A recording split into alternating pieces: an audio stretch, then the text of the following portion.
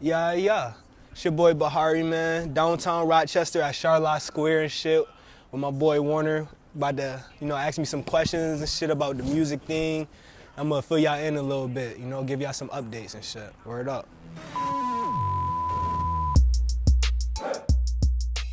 Well, alright, so I got a music video coming out probably I'll say about first week or second week of October.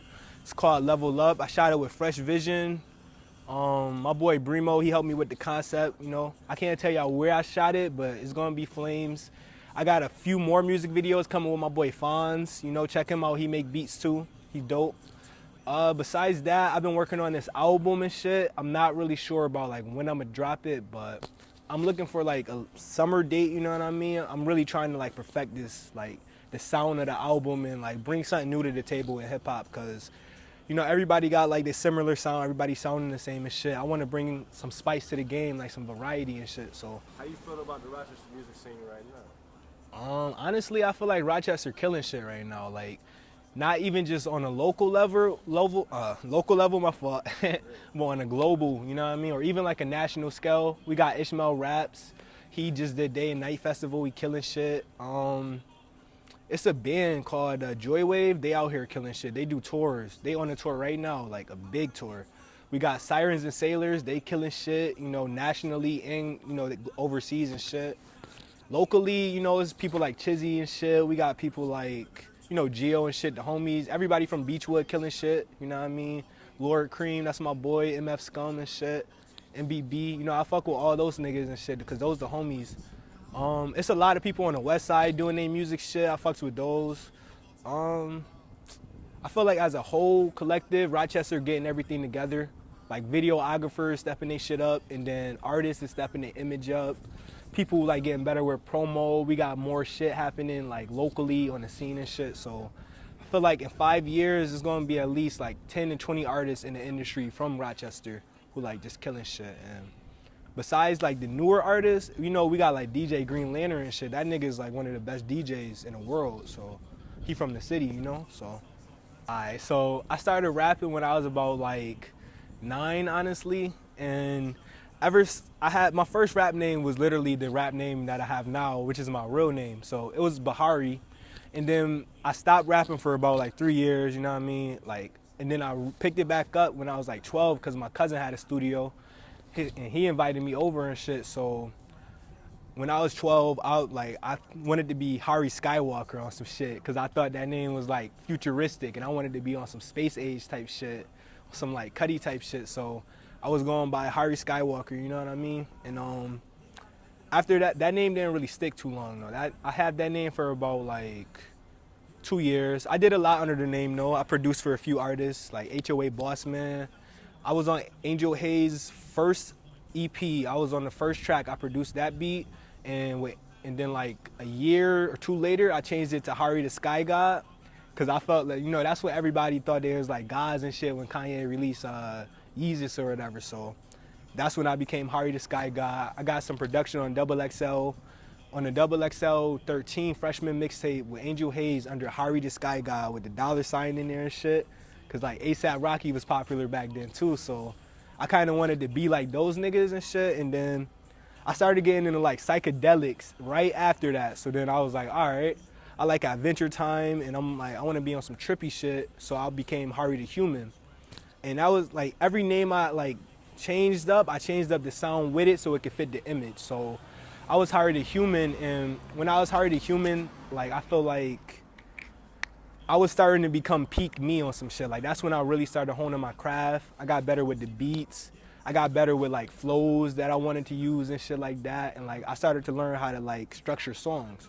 But I didn't really like that image as well because that's not just fully me. I'm not just Hari the Human and shit. So like another year later, I became Black Spacey, and then I was like, man, fuck it. I'm about to be on my real hip hop shit.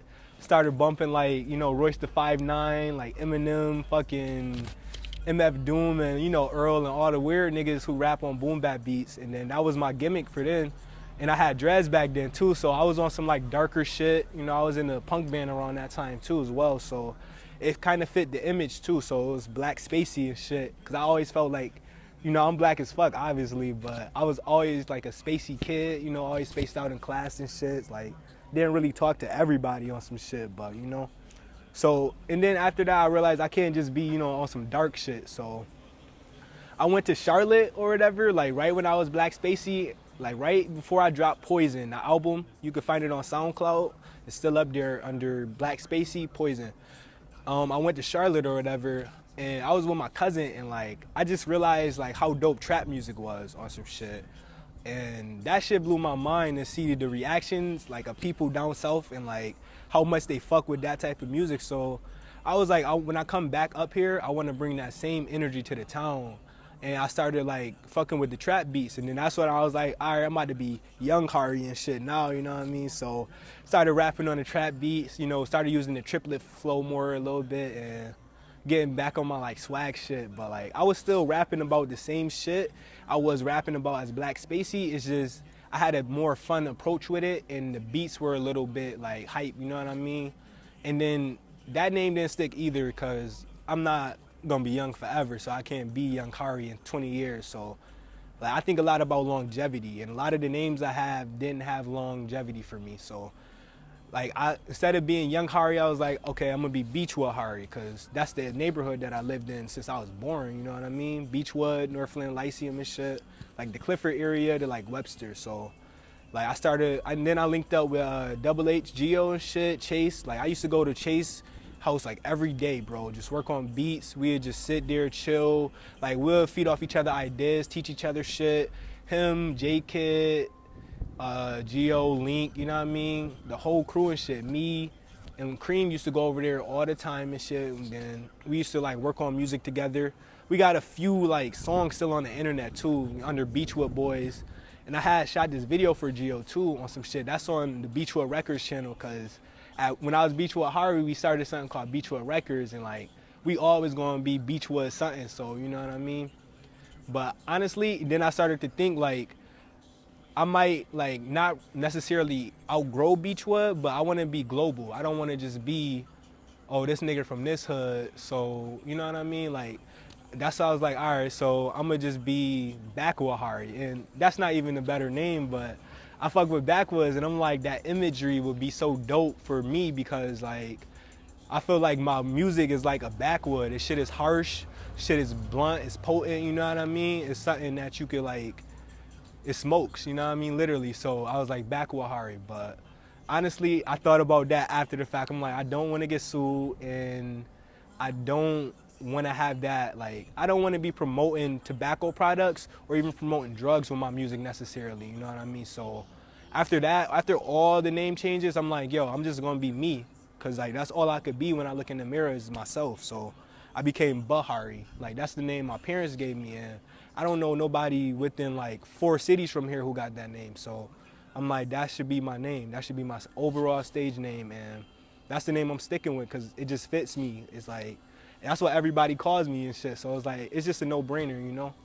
And as far as the sound goes, now I'm getting into this realm of music where I could combine Black Spacey with Hari the Human, and I could combine like Beechwood Hari with Hari Skywalker, and like all those personas could get in the studio together and make some heat. And that's what Bahari is now. So it's like a combination of all my artists, or all my artist names, I would say. And I really look at like my artist names as brands. So I'm like fucking Pepsi Cola and shit. And then I got fucking Powerade under me, you know what I mean? Like it's like real branding shit. I study a lot about like branding and fucking, you know, shit like that. So it's like Bahari is the overall brand though. I still claim the other names I went by. Like for a while I started to like brush them to the side, and I didn't want nobody to know I changed my name so many times, but I love for people to see the growth because I love how much I grow, you know what I mean? Like, I feel like I evolve every single day, so that's all Bahari is about, really, though, you know? But The last project you got, how you feel about it? it was dope. That was when I was Backwood Hari, so that was more so, like, I wasn't saying too much lyrically, but I was being myself, you know? People think, like, oh, Backwood Hari, that's not you, like, all these personas I had, they are me. I'm not just one person, you feel me? And people think you gotta be one-sided. Like you could be multifaceted, you know what I mean? So back with Harvey was more so about the fun side of me. Like I had a song on there like Perky's I'm Mad. Me and Warner, we shot the video for Perky's I'm Mad. I think them Perky's I'm mad. Yeah, I think them Perky's I'm mad. Yeah, I think them Perky's I'm mad. Hey, I pop a Zini, I'm aggravated. And shit. And I'm saying like I take them Perky's I'm mad. Hey, I take them Perky's I'm mad. Basically it's like, you know, fuck it. Like some days people feel like that. People really feel like, bro, I don't give a fuck about nothing. I'm just gonna take a whole bunch of drugs and I'm gonna wig out and we just gonna do whatever. And that's what that energy is about. It's about the punk side of everything, you know what I mean? Like you could be righteous, but not everybody is 100% righteous. So I wanted to show people the wicked side of me. So I'm like, and I'm saying real shit too, honestly. It's like, don't call my phone, I'm a spaz. All I had wanted was cash. Like, cause honestly, like who don't like money?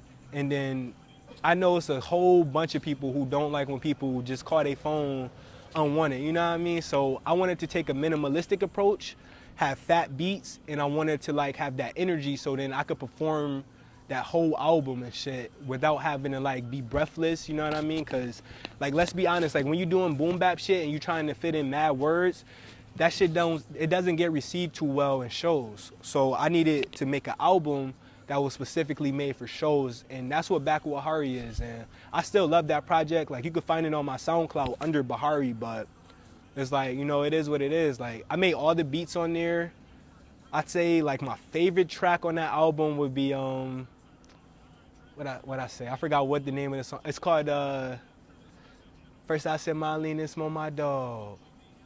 Need all of my loot, need all of my dog. It's like, I forgot what that shit is called, but that's my favorite track on there that I produced. And it's like, it's just showing you like the different sides of me. That's all my SoundCloud is. It's like, you could find shit when I'm Beach with Hari, Back with Hari, and it's basically just showing people like, yo, I could do whatever, you know what I mean? Like, I even got a Dear Summer freestyle up now and shit if niggas want to check that out. But I like, you know, Back with Hari was a good project. I recorded it at Blue on Blues. It was a good experience. Bremo on that album too. And it only took me 2 sessions. Like I recorded like 4 of those songs on that album are freestyles, like straight off the top of the head. And it don't sound like it at all. Like, and not freestyles as in like what other people do when they like punch in after punch after punch. Like I mean like straight heat. Like I didn't take any breaks in the flows or any of that. I made all the beats. 4 songs is freestyles. I recorded those 4 songs in 1 hour and 30 minutes. And then the other 5 I wrote down, but I recorded those songs in 1 hour and 30 minutes as well. So it was a quick project, you know, and it came out beautiful. So word up. Well, speaking on that project, lyrics are as important as they used to be? Or is it the way you deliver? I feel like the way you deliver is probably more important, but lyrics gonna always be important. Even like, you could pick an artist like even the Migos, you know what I mean? Like, even though it would seem like they don't have good lyrics, what are people rapping in the club? They're not rapping a beat. You can't rap a beat. So I feel like the way they say it is why people raps it, but like, you know what I mean? Like this nigga Offset, like if I could bring up an Offset lyric, you know what I mean? Like I like the way he say his lyrics because he put emphasis on his words and shit. So it make you like, when you hear it, it's like, like, and that's lyricism. That's not, you know what I mean? That's not just the beat carrying you. And like people like I would say even like, what's a good artist? Like Smoke Perp. I just listened to this Smoke Perp album and he got a song where like, I don't know you, you know me, bitch. You know what I mean? Like, even though that shit is like, it's not lyrical, but it's facts. So, you know, lyrics still matter. It's just, you don't have to use multi-syllables and you don't have to use big words and you don't have to be that complex because at the end of the day, this shit is poetry. Like, you could read like a Robert Frost poem and he not using big words. Even Dr. Seuss, I mean, he was a poet for kids, but that nigga was still pretty legendary. So it's like, it's about how you structure your words and shit. And I like to bring this up a lot, but let's talk about like R&B. R&B singers never use lyrics, like big lyrics, you know what I mean? It's about how they feel, the feeling of the song and shit. And that's where hip hop is going now. So it's like, it's not about being technical no more. And like, you don't have to be technical to be good. And you never did, you feel me? It's about, you know, you being you and like, and like your flow, I guess you would say. And the beats do matter though. Even if you a lyrical rapper, you need dope beats because it's a lot of ass lyrical rappers. And I say that with passion because it is, you know what I mean? And if they had better beats, they wouldn't be whack. So lyrics matter still, but you don't gotta be Tech Nine, you know what I mean? You don't gotta be Hobson. You could be fucking Jay-Z, like this nigga Irv Gotti told Jay-Z, like, yo, stop with the like, you know when Jay-Z used to rap like that, he was like, yo, just be that nigga. And that's what Jay-Z did, and from there on, he had that little slow Jay-Z flow, and that's why everybody love him, you feel me? So that's my take on that and shit. I like doing both though. I like being super technical, but sometimes I feel like, all right, let me just say some chill shit just so I could get my point across easier and so I could perform it more. And so like I'm not so out of breath when I'm performing these lyrics and shit, you know? Kanye, first one, like I wanted to be Kanye like when I was young, like that was the nigga I wanted to be. Like I still, like before I go to the gym, bro, I bump, what's that second album? Yep. Yeah, Late Registration. Yep. So I bumped that song. Like that's one of my favorite albums. The first three albums, my favorite. But even when he started bringing out shit like 808s, I'm like, this dude is ahead of his time. Like, look at the climate of the game now. Like auto-tuned out 808s and shit. That's Kanye. You know what I mean? Like tight clothes and shit. That's Kanye. That's Pharrell and shit. You know what I mean? So Kanye would be my first influence. My second musical influence, I would say, would probably be, let me see. I like Pharrell because Pharrell raps and he produces. So I always thought of myself as one of those people who would be like a Kanye or a Pharrell or some shit. And my third one would be Kendrick. Because Kendrick, like, he came a long way from being K-Dot to being Kendrick Lamar. And I could, like, when I look back at his growth, I don't compare it to mine's, but I can relate to it. How you could, like, try and kind of, like, follow the crowd a little bit and then come into your own as you get older and shit. So I like Kendrick. I like, even before Section 80, I realized how dope he was, like, and he, like, really made me want to switch up the flows and add the theatrics to my music and shit. Because that's what Kendrick do. Like, he adds a lot of, like, theatrics and, like, fucking, he switches up the beats a lot. Like, you know, that shit is needed in hip-hop because, you know, people don't want to just hear one boring track. They want to hear some variety in their life. They want to hear something different, and that's what he provides. And I like Under 3000. That's my fourth one. Like I like Outkast as a whole, but when Andre made the Love Below album, that's like, it wasn't an album like that from a hip-hop artist before. So, like, from a male hip-hop artist, I would say, because women, like, been doing shit like that. But he brought that funk perspective to hip-hop, like, the real funk. Like, Snoop Dogg used to, and niggas on the West Side used to fuck with G-Funk, but Andre really channeled Jimi Hendrix. He channeled fucking Boosie Collins and shit like that. He was channeling all the funk greats, and he was bringing that in with the jazz sound, mixing in like R&B with trip hop and like real hip hop. So as far, and like he doesn't smoke or drink. So you know what I mean? That's big for me because to see somebody like Andre 3000 who makes trippy music not be like on drugs or anything is inspiring. So like I get inspired a lot by Andre. And I say like my fifth one, it's not really Jay-Z, but I do take a lot from Jay-Z because like my parents, they used to bump a lot of Jay-Z growing up and shit like that. And I'm 19, so my peak, like when I was like 2001 to like 2005, all you would hear on the radio was Jay-Z or like 50 Cent or some shit. So that era of hip hop definitely influenced me, and I still like got a piece of that inside of me too. But for my like fifth pick though, I might have to say, who was my fifth pick?